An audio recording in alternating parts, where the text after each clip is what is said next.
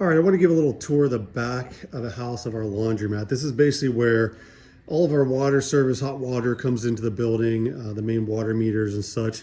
Just every laundromat is going to be somewhat similar, but probably a slightly different setup. But we've got all new equipment back here. We have a really high efficient Navian on-demand hot water heater boiler system.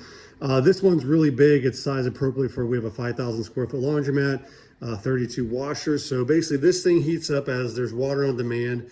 It pumps through here, and then we have this large 100-gallon storage tank, expansion tank to make sure as the hot water comes and goes, it stays at the right pressure. We've got different gauges to show our temperatures and our pressure settings, a lot of different shutoffs. I mean, we really kind of overbuilt this, but it really works great. We also have this little red pump you see up here. We actually have a recirculating pump, meaning that at all times, there's a slow flow of hot water going through all the pipes. Because it's a big store, we want to make sure that as soon as people turn on the hot water to the machines, that it's readily available and on demand. It's not going to run for a minute or two before it warms up. It's always going to be instantly on demand. So we do have obviously our exit door to the back. We do have fire extinguishers for safety.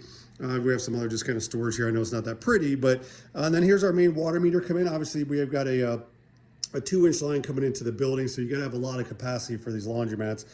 We do have a new backflow preventer that's required most commercial settings these days. This is our large gas line coming in from the outside and going up, and so you can see how big these guys are. This feeds all of our dryers and obviously the boiler as well. Some different sub panels for electrical.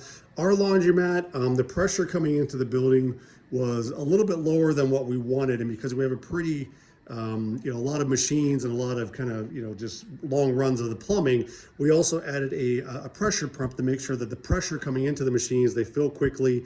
There's no, again, it's not a slow filling process. We'll make sure there's plenty of pressure. Not all cities are going to require that, or all locations. It depends on how much pressure coming in from the city there is. And for us, we needed to kind of upgrade it just a little bit. Lastly, what we added is probably different than some laundromats is actually we have a 3-stage filter system for all the water coming into the building. So it gets filtered before it either goes cold to the machines or runs to the hot water tank hot water boiler to heat up.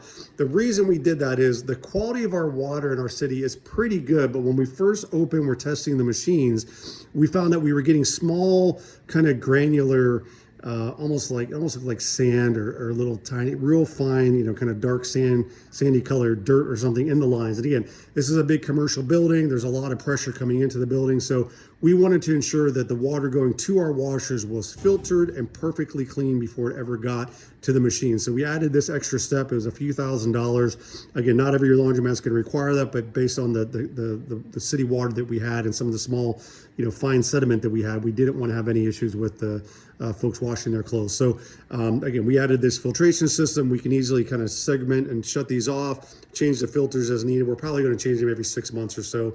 It's not that bad, but it's, we just wanted to keep up on it. And then again, we can always keep track with our different pressure gauges as well to make sure that our pressure is always monitored correctly. This is just, some of the back storage. We have some ladders. We have some extra storage up top there.